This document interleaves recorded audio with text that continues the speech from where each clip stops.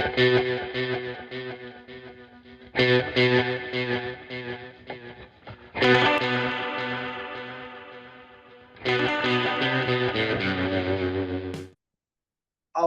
and welcome back to Down the Slope. We've got our first win in the league since December. Ewan, how are you feeling? I'm good, buddy. I'm good. It's obviously we're doing this on a Tuesday morning, which is unusual for us. We're managing to make it work, but no, good. Hibs were really good for spells at the weekend, which was really nice to see, and it was a game that obviously you guys spoke about last week being must win, which I think I definitely agreed with, and it's nice to actually come out on the right side of a game that felt must win for a change. And we'll come on to talk about it, but do you feel it takes a bit of pressure off Wednesday? Because if you don't win the game on Saturday, this derby then turns into a complete must win of the season. It's completely kaput. Um, well, I don't. Yeah, probably. Yeah, like in the sense of the sort of the wider season, Dundee are going to Celtic Park on Wednesday. Now, obviously, Celtic have had their difficulties, but you would still expect Celtic to win that game. Not sure who Aberdeen have got, but yeah, obviously, if I think from a league position point of view, it takes some pressure off of it. But you know what it's like. Nick Montgomery's yet to win a derby. He's obviously lost a home one, been 2-0 down at Tynecastle. So I think there's still that pressure on it where you're looking at the manager and this sort of group of players to really go and get a result um that's that sort of statement. They'd unfortunately lost in the League Cup semi-final as well. So I still think there's a lot of pressure on it, obviously being a derby, but and the fact that Dundee have Celtic is a big opportunity. If we could go to Tynecastle and win, you'd expect that you'd be back in the top six. Yeah, definitely. And just let's do things slightly differently. There's four main talking points, which were kind of the three goals that stood and then the one goal that didn't. So let's break them down. Now we can kind of give our overall thoughts on the Mm. game because I know we kind of differ on where we stood. This is based off group chat arguments. But talk to me about the first goal. How much did you laugh after the penalty was given? Because we got a good chuckle on our end. It's crazy, like, and it is if you don't feel bad for him because this obviously goes your way, but he's just panicking, innit? Like he's just like, fuck, I've dropped it. Fuck, I've like even I think after the flick, he could probably just stop and the situation is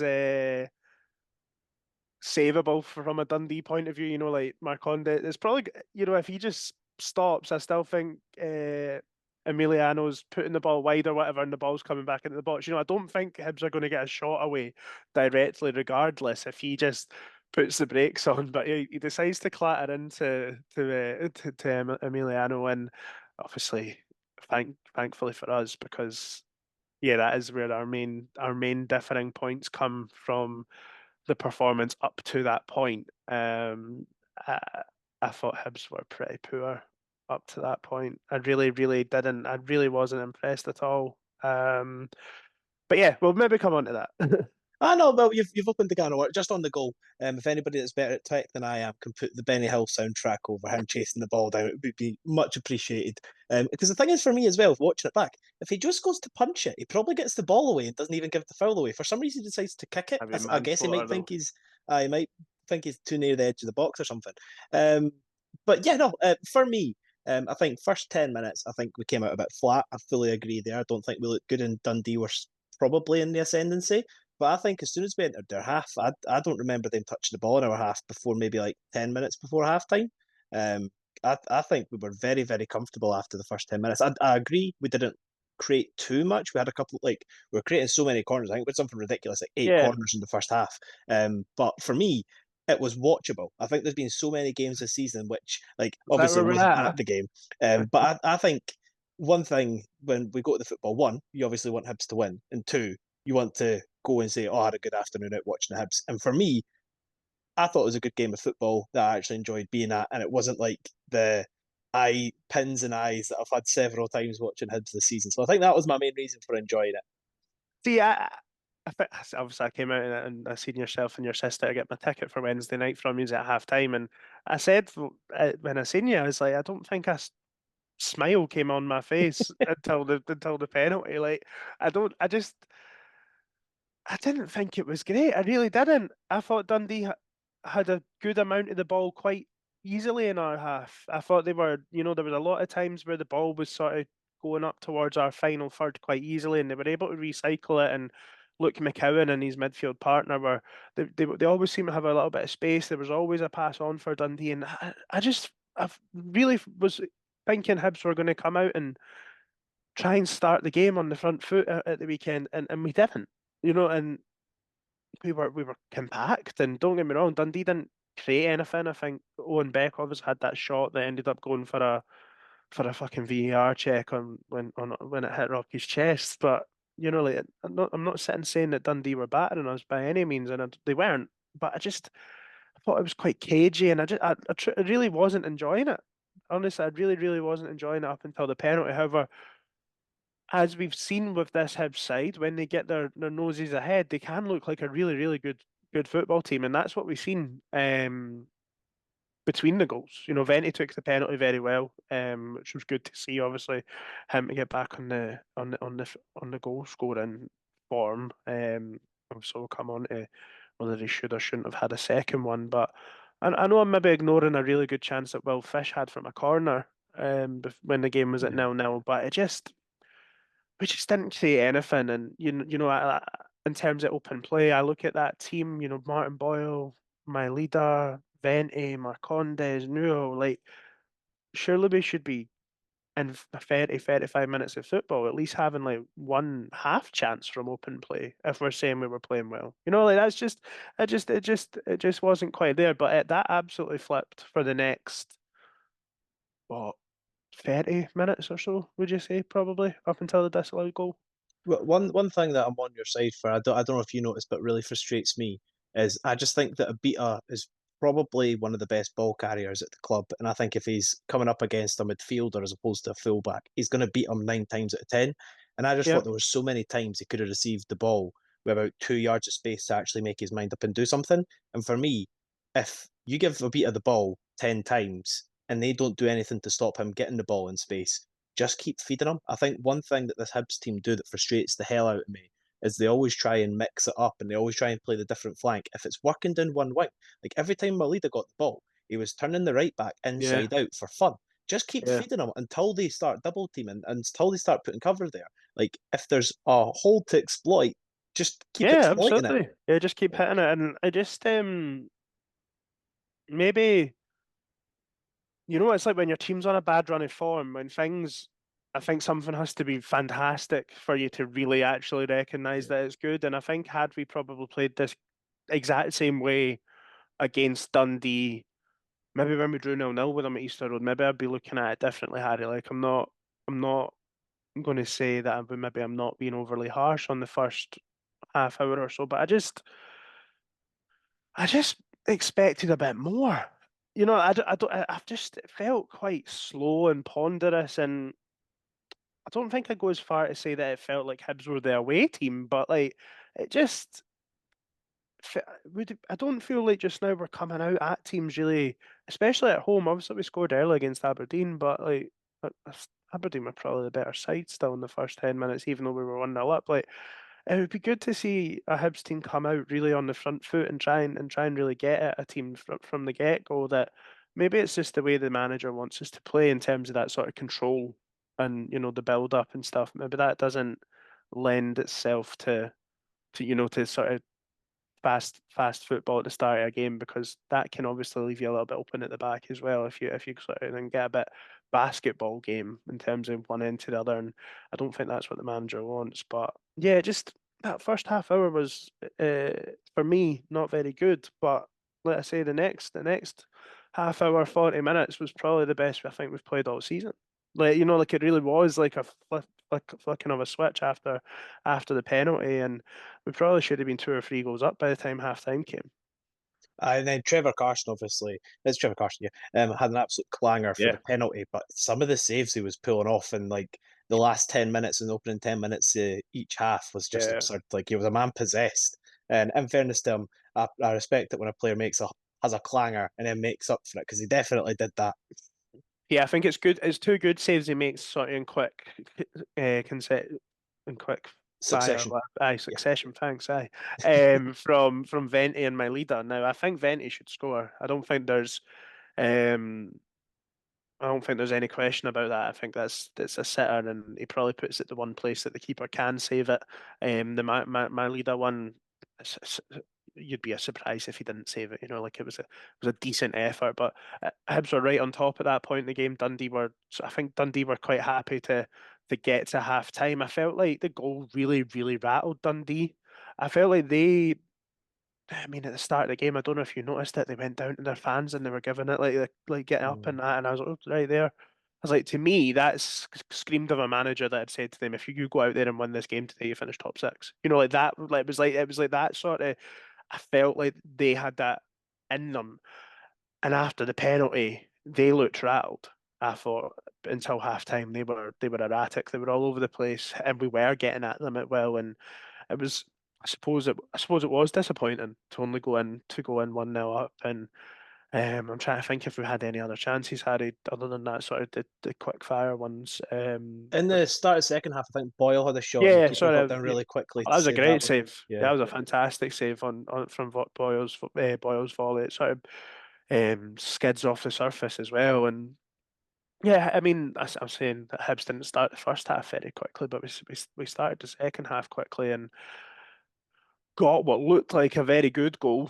That I think we were more than worthy of going 2-0 up at that point and really kicking on. And that whole scenario brought another frustration to me that I don't quite understand, that maybe I'll mention, but it was a great goal had it stood. And I know you've got your thoughts on the offside. If he's off, for me, I think if he's offside, he's offside, but it's incredibly hard to tell. What do you make of that? So my take on offside is everybody's saying it's black and white. End of the day, you've got people in the VAR room that are saying pause the frame there. I think that's where it's left his foot. Pause the frame there. I think that's where he's offside. So for me, if you're saying it's black and white, then you should fully trust the referees in Scotland to make decisions because they're the Mm. ones that, like, if it was technology that determined when the ball left the foot and whether he was offside or not, fair enough. But it's not. These people are the ones drawing the lines. These people are the ones that are deciding the exact frame. Still human. Exactly. Like for me, if you watch that full speed 100 times out of 100, whether you're a Dundee fan, Hibs fan, Yeah, Hearts fan, any looks fan, miles on. on side, like Yeah. picking the exact one, like if you'd literally moved that, not even a full half a frame backwards, he's on side. It's absolutely ridiculous. Dylan Vente scored 2 goals as far as I'm concerned at the weekend. Like I know when you concede a goal, your head shouldn't go down, or if like a decision goes against you, the head shouldn't go down. But it must be so frustrating as a Mm. professional footballer when you're on a bad run of form, as Hibs have been in the league, to score a goal to go 2 goals ahead. That is perfectly fine. It takes them 4 minutes to determine if it's 4 minutes, it's not clear and obvious as well. They Is need that how to. long it was? 4 minutes? Wow. I think it was like three, like just over three. But I'm calling it four because I'm annoyed. Aye, Um, why not? but the thing is, for me, like if the whole point of VAR was any ludicrous decisions, because we've seen a few of them over the years, can be called back and Yeah. changed. If it's clear and obvious, it needs to be changed. If you need to take that long and draw that many lines and pause that many frames, it's not clear enough. That's not the correct decision. That's you making a decision. Just because you've made a Hmm. decision doesn't make it clear. Dylan Vente has been robbed of a goal, and we nearly got robbed of 2 more points. And it's happening so often because they don't know how to run VAR in this country. It's difficult. It is difficult, and unless you've got like a chip in the ball or something, that it can Exactly. like. Yeah. So there's some sensor that'll say, right, that's the moment that it got hit. So that's the exact picture you freeze it at, and I think you've got that issue probably in all football. I'm sure at a higher end of VAR, maybe in the English Premiership or something, they might even be able to take the frame rate lower and lower and lower or something, and be more accurate. But yeah, you're right. I mean, you watch it. You watch the game back and you see it, and I was thinking, oh, maybe it'll look offside, and then it's actually tighter than it is. But you watch it right through, and you're like, oh no, that like it looks offside, like, and then you see the lines, and you're like, geez, like it's difficult. And with, like I say, with offside, like I didn't get myself too worked off on it. I'm like, if he's offside, sort of thing. I tried to have the same similar to Boyle at Hampden, I suppose, isn't it? Like it's incredibly tight, but if it's offside, it's offside. But it just It doesn't look great, and it just adds to the frustration of from the previous week with the penalty that wasn't given, and it just yeah, it's just frustrating. And I think you make a good point. Like, yeah, it shouldn't impact your confidence, and it shouldn't knock you and all that. But what you can't control is the lift that gives to Dundee. Dundee have been on the floor, hanging in for 30, 40 minutes since the penalty decision. They were, like I said, they were rattled at the start at the end of the first half, and they had a change of shape that didn't work really as far as I was concerned. I think it helped Hibs, if anything. They moved to a sort of 3-5-2, and it gave Boyle and Maolida a lot of space in between their sort of wing backs and their outside sort of centre, their left and right centre backs, and Hibs were getting at them at will with the change of formation. But momentum is one of, if not the most important things in football. And I'm trying to think, have we had it where a huge goal's been disallowed in our favour? I'm trying to think if we have had that opportunity to celebrate a VAR decision. Honestly, I can't remember, but Yeah, no, the Aberdeen one's a big one that springs to mind, obviously. yeah, yeah, but I mean, like that goes in our favour. I mean, like Oh, we're right. like like where fuck we think we've conceded, and then that gives us the lift. I don't know. I can't Mhm. think of one. Obviously, sorry, you got it last weekend, of course, where we got a goal, but Aye. yeah, like you could feel it in the ground. The Dundee fans are going mental. You could see their players get a visible lift from it. But going to sound like I'm being negative again, but so 20 scores, everyone's celebrating, and as it's calming down, I turned around to Graham and I was like, "Oh, the coaches are crowded round looking to make a change here. Like the four or five of them were in a circle. I'm like, what are they doing?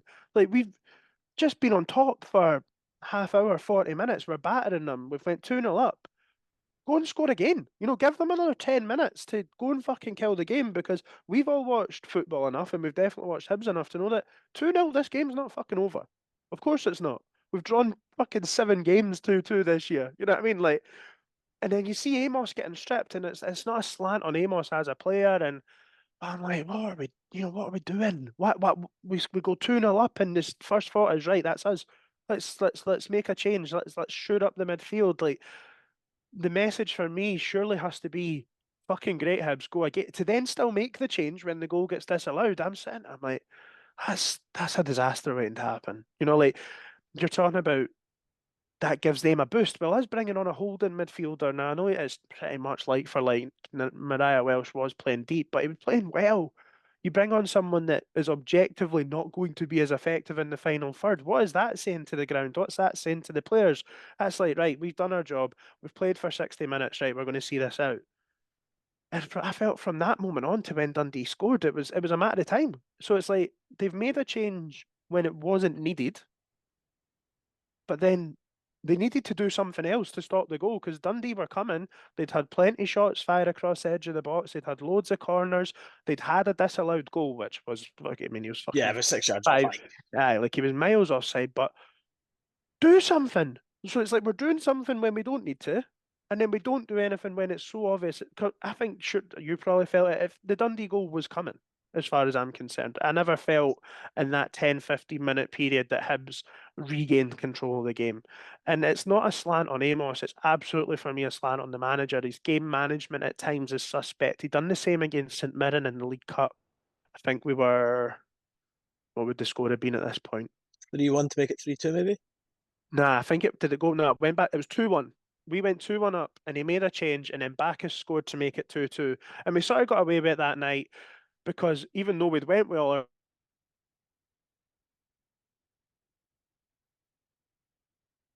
it he done the same at Kilmarnock away when we were 2-0 up. Like, why is it that he sees that we've got a lead in a game? I'm not saying we would have, but just give that team another 5 minutes. Even just 5 minutes, 10 minutes. I think if we go like we score again. That's my opinion. If we don't change the team, I think they still go, right, it's fine. We've got enough about us here. We'll go and get a second goal, or what could have been a third goal. It just for me, the substitution just added to the sense of fucking hell, that's a kick in the stones. I might be wrong, and I know I've went on about that there for ages, Harry. It'd be interesting to get your thoughts on it, but it really, really fucked me off. Really, really I, annoyed me. I feel that has been a weight on your shoulders, my friend, for a good while. So I'm glad you got that off your chest. And I definitely agree. I think his substitutions for a long period of time have brought up questions from a lot of Hibs fans. You know, my saying when it comes to subs, it should be proactive, not reactive. And I just think that's like the way you should be in football. As you say, if you're however, if you are starting to get pounded like we were, and like I felt the goal was inevitable just because I felt that we had a goal wrongly ruled out. So Mm, by destiny in Scottish the football, rules Hibs are of going to football. concede. Yeah, not the rules of football, the rules of Hibs. We are going to concede because we've got messed over. And then if we're talking about bad substitutions, you've got Ellie Yuan there, Jair comes on. Again, like I'm not trying to bash players, but if you want someone to drive the team forward and carry the ball on, you're not putting Jair on the pitch, you're putting Yuan on. It does make some strange substitutions at time, and his in-game management's definitely questionable. But yeah, no, it ended up working okay. Their goal, I don't want to touch on it too much. It was a pretty good finish from outside the box. Probably should have been closed down a bit quicker if we're being critical. Oh, I don't know. I think you watch it back. There's plenty of bodies around the ball. I think it's a difficult one. I think it's a difficult goal. I think from a Hibs point of view to criticise. It's a long throw into the box. Will Fish wins the first header. He's under pressure. He gets it from the edge of the 6 yard box out to the edge of the box. I think it's a decent clearing header. It's a good strike. Marshall maybe could do better, but I think he sees it really late. Like it's a good goal from a player that obviously I was. I'll go down the Greg Mark O'Hara route. A player that I was shouting from in January, and I thought he had a good game, and it was a good finish. But yeah, I don't think we need to say too. I don't think it's a goal from a Hibs point of view that there's too much wrong with it. Other than did it? Have I made this up? Did it potentially come from a really stupid free kick again out on the right hand side before the throw in? I might be wrong. In fairness, beaten second half, mate. Oh my god, what he was on one, wasn't he? Like, there Oh, was one point where who was it? Was it Marcondes was on the ball and he got two hands in the back, shoved to the floor, and the referee like waved get up. I was like, what is actually going on here? So yeah, it probably came from a stupid beating decision more than a stupid Hibs player making a foul, if I'm being honest. But talk to me about Hibs' second goal. Let's go on to the magical moment in the game. That was something. That's potential goal of the yeah, season candidate. yeah, great goal. It sort of goes in line maybe with what I'd said earlier on about the start of the game and Hibs maybe not wanting it to become a basketball game. Hibs, obviously, we were on the attack. Dundee got it back, and then we win it back at the edge of our box. Amos, I know, has criticised the substitution, but he does well. He gets in, intercepts it. I'm going to give Joe Newell the benefit of the doubt and say that he's played a pass to Marcondes. Marcondes. And then I think from there, it's an incredibly well worked goal. It's a great header from Because Emiliano. the thing is with that header as well, he's like he has to turn his body to actually because he's running Yeah, towards the ball and he has to like shift his body around. yeah, That is yeah. it's subtle, but that is such a good bit of play. It's like we talk about athleticism and stuff. Ah, That's skill and power, like to be able to be going one direction and like maneuver your upper body to be able to do that. Like that's so I think that's the sort of stuff that as fans we probably just come they're professional footballers, but like it is very very well worked and it's like it's difficult. Like I've started playing football again on sort of a Sunday league level and heading the ball sore. It's like yeah, like not to sound like a fucking little child, but sometimes it can be sore. Like and it's an incredibly good header. It's a great pass. That's like it's a great pass into Venti. Venti releases the ball at the right time. If the Dundee defender, I think, has a bit of a howler, sort of standing in no man's land. But the moment Maolida gets the ball, he's still got a lot to do. Boyle, he's got an option to pass Boyle up, but like you said earlier, he just squared up Shaughnessy for like the 700th time in the game, and it's a great goal. It's a great, great finish, and I think we've actually scored a couple of really, really good goals against Dundee this season. The Tavares' goal up there was a special goal, and that was up there as well. Shows what we can do on the counter attack if we get it right with the pace that we've got in there. But I don't think I'd be advocating for Hibs to become a counter-attacking team just yet until there's a little bit more evidence that we can shoot up the back a little bit maybe, but no, it's a great goal, Harry. It's a fantastic goal actually. What did you make of it? Yeah, no, it was lovely. I think on Saturday we saw the real strengths of Dylan Venti. I think the fact we've got a striker that can actually confidently take a penalty, the fact that even though it was disallowed, in my opinion, should have stood. The goal that he smashed in, that was a really good striker's finish. And then quite a lot of interchange. I felt he worked really well with Marcondes, especially like during that half-hour period you identified. I think that him and Marcondes were really quick with 1-2s, getting the ball Yeah, wide and putting them in good positions. And then it's just such like that's one of those passes, even though it's an obvious pass to make, it's just so satisfying on the eye yeah. watching him put it on a plate for Maolida to just drive into. And then yeah, like the Frenchman obviously didn't have the greatest game against Rangers. Half the Hibs fans had written him off already, and he's bounced back and he's looked really, really good in the last Yeah, 3 or 4 games, especially.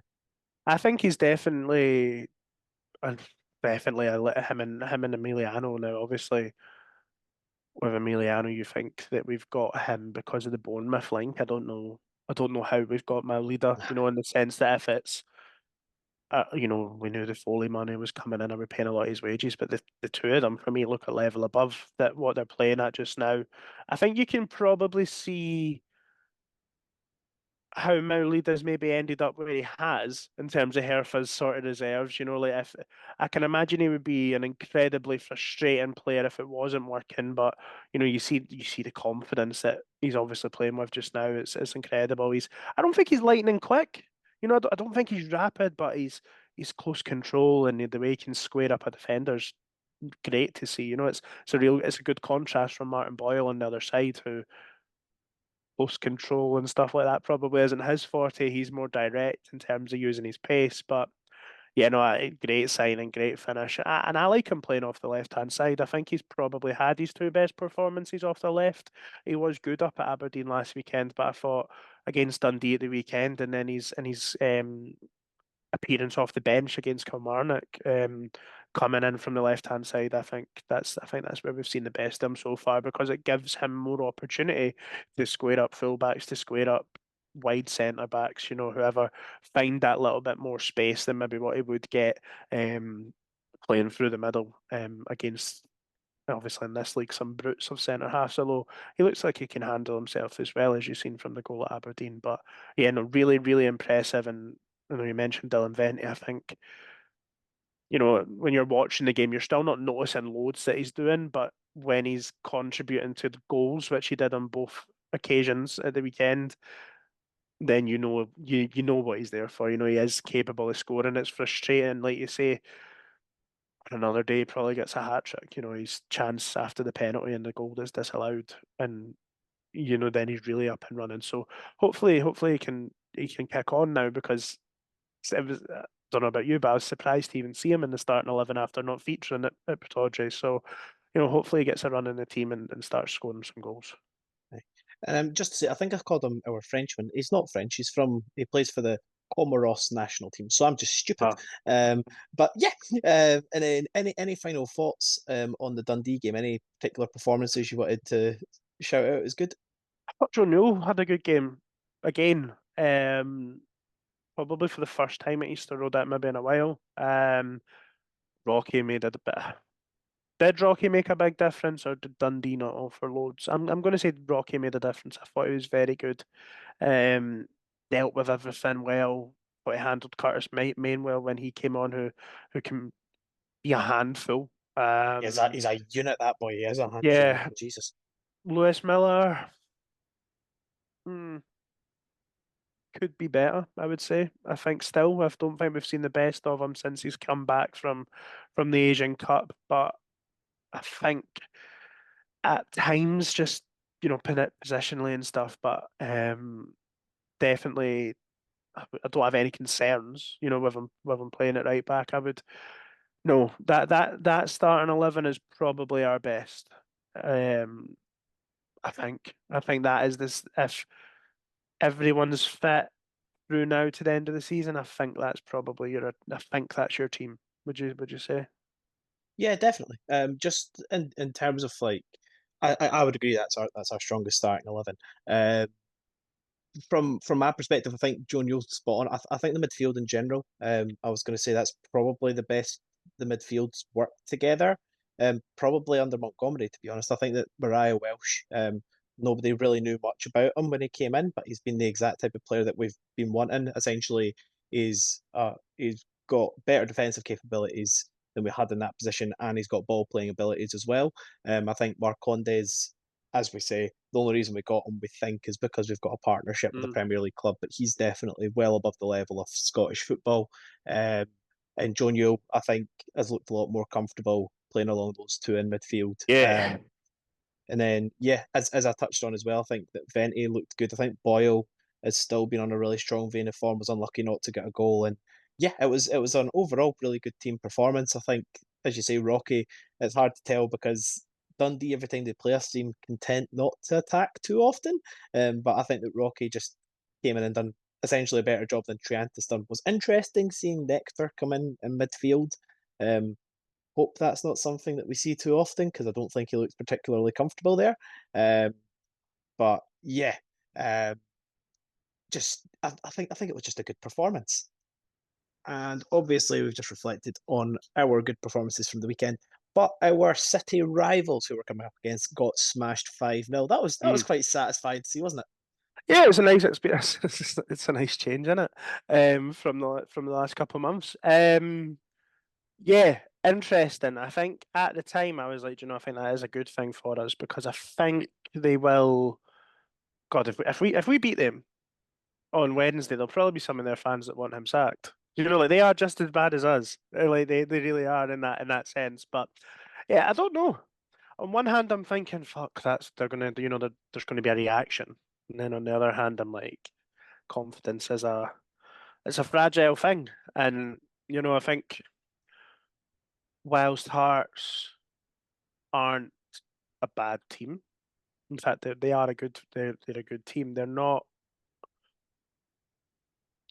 flying at the sense that like I think you would think a team that had won 8 on the spin are, if that makes sense. Like most of their games have been 0-0 at half time, and then they're sort of grinding the results out. And maybe I'm doing them a little bit of discredit there, but I think shipping that many goals when they've been pretty good at the back recently might knock them. And I think you can still get at them. I don't think there's a huge deal between the teams. I think Hearts have just been more consistent. Which maybe that does suggest there's a lot between the sides. But 1 to 11, I don't think there's a massive amount of difference in quality. I think Hearts are probably better at the back. As a collective, I think we're better going forward, but obviously they have that sort of ace in the pack with Shankland, which if you can keep him quiet, then I do think you go a long way to stopping Hearts scoring goals. I know it's so obvious to say, but like other than that, who looks likely? Vargas, maybe. And that could come back and bite me in the arse. But I think if you can keep Shanklin quiet, then you keep Hearts quiet in that sense. Yeah, no, and then if you look at the games, like again, you can't deny the run they've been on. It's been a very good run. But I think 4 of those games they were behind in at some point, so you can like argue their Mm. mentality's there, but like they're conceding goals, they're not looking great in games, but then they're turning it on and having periods. Like under Derek Adams at Ross County, they almost lost at home to the worst side that we've seen in the league all season. Um, so like there's Of course, yeah. definitely there to be got at. And if you even look at the last 2 games we played against them, at Easter Road, obviously both sides missed a penalty. They, in my opinion, that was a really really poor Hearts performance, and obviously Shankland at the end bailed them out with what can only be described as a bone individual brilliance. You I look like you're don't, pondering that one. I don't know. I thought Hearts played pretty well. I thought Hibs played pretty well actually in spells. I thought Hearts were definitely the better team in the first half at Easter Road. And then they changed. They changed their formation at half time, which I felt probably benefited Hibs. Um, I want to say they maybe took Denham off. They I think moved they did, Cochrane yeah. in. I think they moved Cochrane into midfield. I think they went to like a 4-3-3 or maybe it was a 3-5-2, but they moved to more. They changed their setup, especially in the middle of the park, and I thought at that point Hibs started to get a lot more emphasis in the game. Um, Created a handful of chances, and I think probably as the game was going on, it felt like if a team was going to win it, it would be us. Um, but ultimately, as we see, as you say, a moment of brilliance, a moment of calamity from Rocky, and I mean, a tremendous finish from Shankland on his weaker side as well, but it's it's hard. You look at the two games, and it's like Hibs very easily could have lost both the games, but I would probably say Hibs probably fairly easily also could have won them. You know, like I think at Tynecastle, even are we that bad before? You know, at 2-0 down, like was it? You Because know, like Forrest the scored a problem, screamer. the Like game, the game at Tynecastle, as you say, like 3 goals we conceded to Hearts this season. Forrest, Screamer, Lowry. It was a good was their own straight for the goal, edge of wasn't the box. Yeah, essentially.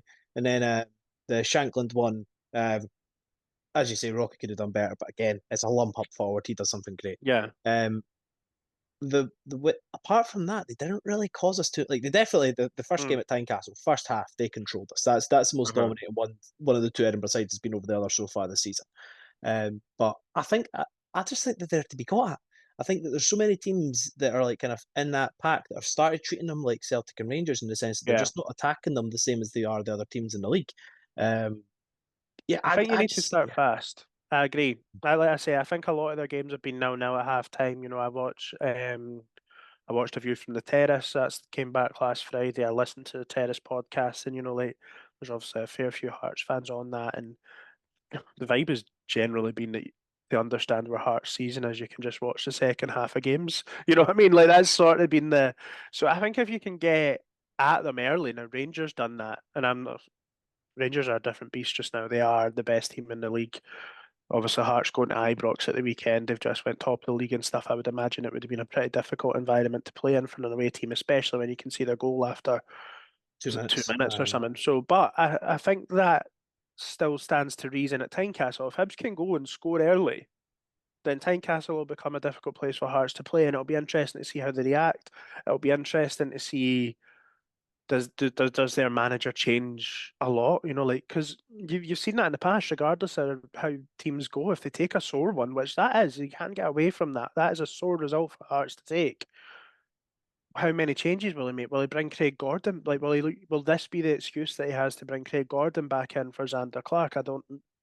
I think I'd be okay with that. You know, I don't. I think I'd be. I think Xander Clark's all right, but like Craig Gordon's not played a league game for over a year. If Craig Gordon was to come back in, I think I'd expect there to be some rust. You know, he's played a couple of Scottish Cup games against lower league opposition, but I don't really know what to expect from Hearts. And I think the more worrying thing is I don't really know what to expect from this Hibs team either. You know, like that's the I hope that we play the same team that we played against Dundee. And for me, if he does that, that would say that we're going there to try and win the game. I think that's a front foot team, a team that's designed to have the ball and to try and get at the opposition. I would worry if if we see that maybe goes for maybe drops Venti and puts Maolida down the middle, and maybe does something a bit different out wide, or if he drops Emiliano for like an Amos or something. Or a Levitt, I know Levitt missed out at the weekend. I think He someone was said out he the was squad ill. entirely. I Yeah, think it was illness, I think, as opposed to injury. So, like there'll be some things I think that you can just tell from the 11 that's selected and how Hibs are going to approach the game. And I really, really hope that it's the same 11 that started at the weekend. And if it is, then I think we've got a good chance of going there and imposing our sort of game on them. And truthfully, I think it could be a good game of football. Edinburgh derbies aren't often that, but I think Hearts generally try to play some football. We definitely try to play football, some often to our detriment. We could probably do with getting the ball maybe into the opposition's half just a little bit quicker with the players that we've got. But yeah, I think it's going to be a decent game, and like Nick Montgomery says, it was a good one for the fans to watch. Well, look, I like seeing my team win, and let's hope that we win at Tynecastle on Wednesday. It'll be difficult, Harry, but why not? and Why if, not? if if you look at the team that played against Hearts last time compared to the team that were feelings likely to line up, we started with a midfield three of Campbell, Levitt, and Yule. And on paper, you've just got to be happier with Diego came off the Gomez, bench, of course, Mariah didn't Welsh, and Yule starting. Like, surely he? Yeah, that's what you're wanting. Eh? Like, from a yeah, Hibs fan's perspective, that's a massive, massive upgrade. And I think that realistically, for me, I think it's fair to say defensively they outshine us in the attack in front. It's probably comparable with Shankland. as much as we hate to say it, at the moment is the best player between the two clubs, just with the vein of form he's in. Not saying his ceiling's higher. I think Shanklin's player of the year in the country. By Aye, it's not. I yeah. don't even think it's up for. But as you touched on earlier, comparing the whole like attacking options to attacking options, including wingers, etc., I think that we're probably on a level playing field. Like Maolida, if you compare him to Alan Forrest, it's just not really comparable. But then the midfield, I think that's where Hearts have probably slightly edged us in the first two games. So I think if we can come out with the midfield we've got, and the thing is for me, I think it hinges on Joe Newell. I don't want to put all the performances on one man, but I think a lot of our success comes when he's on form all over the pitch. And I think if Joe Newell comes out and has a game like he had against Lucerne, like he had against them at Easter Road when we beat them last year, I think that he's the man that could potentially, even if he doesn't get all the plaudits at the end of it, because I don't think he'd be the man to score the goals, I think that he could be a massive deciding factor in this match. Yeah, I agree. I think if Hibs are going to win the game, I think Joe Newell and Nathan Mariah Welsh will need to play well. I mean, you could probably that's probably the case in every game, man. If you're going to win a game, your central midfielders probably need to be on it. But yeah, Hearts are pretty strong in the middle of the park. Beningame is a good player. That Neuenhoff has definitely come on to a game, whereas I would say even as recently as the derby at Christmas time, I would have thought, I don't think he's up to much, and it looks like they're sort of they've been pretty consistent. I think with sort of having George Grant in there with them, and he's not a player that I think is great. I don't think he's up to too much. He played at Ibrox. He signed that Scott Fraser. I think he played for them against Motherwell. Just having a wee look over their team, so it looks like it's some element of 3-5-2 that they're going to play, and yeah, Hibs are going to go 4-3-3, 4-2-3-1. You would expect some element of that. So it's going to be busy in the middle of the park. It's going to be a crowded area. It's a tight pitch, and if they two players specifically can come out on top, then yeah, we've got a great chance. I think Hearts are strong at the back, but again, if they're going to play a free at the back, I think that helps Hibs. You look at, like I said, Dundee changed to free at the back, and it opened up a load of room for Martin Boyle and Maolida in the second half. So I think going up against a back three suits us. I really do. It by default 3-5-2 creates space in between the wing backs and the centre halves, and that's in the little spaces where Martin Boyle and Maolida should be able to thrive. And then you would hope that you've got Marcondes and Venti nipping in and around in between the gaps between the midfield and the Hearts defence. So why the fuck not, eh? What, like, why and not? The thing is as well, like I think we said it every time we've came up against Hearts, and most of our chances do come through him. I think Kai Rose is always there to be got. I think that Kent's come in, and I think he's a pretty solid defender all round. We've not seen too many chinks in the armour as such, but I think with Kai Rose, he doesn't deal with balls over the top of him. He doesn't like people running at him. I just think that compared to the other options that Hearts have, if he plays, I think he's probably your one that you're hoping Hibs will target. Yeah, I think you can get Stephen Kingsley as a centre back as well. I'd like, look, I'm not. This isn't just going to, or like it's a derby preview, so we're just going to end up saying you can get every Hearts defender. Look, at the end of the day, I think across the board, Hearts have probably man for man a better defense than what Hibs do. Yeah, I'm not like I don't actually. If I'm being totally honest, I don't actually think a Hibs defender gets a game at Hearts. Like that is my. I was thinking about this. I don't know, it was a month ago or nah, they've something. got that wee Atkinson playing though. He's pishy. Probably squeeze Miller in ahead of him. I think Atkinson's better than Miller. He gets ahead of him for Australia. I think you've got a direct comparison there. Like I think he's better. The only one I would think if it was in a back four, it would probably be a toss of a coin between Cochrane and Obita, because it's just Cochrane's a wee arsehole. Again, I think he's actually a pretty good football player. But yeah, like so. But I think you can get them. I do. As much as I'm saying that, I do think you can get them, especially Kairos. He seems to be, suspect at best a lot of the time. Like he doesn't look the fastest. He looked like the net, or at least Hearts fans would have had you believe he was the next coming in Maldini when he signed. And I think they signed him on, I think he gave him like a 5-year extension or something crazy. Like it was a big deal they gave him, and I don't think he's good.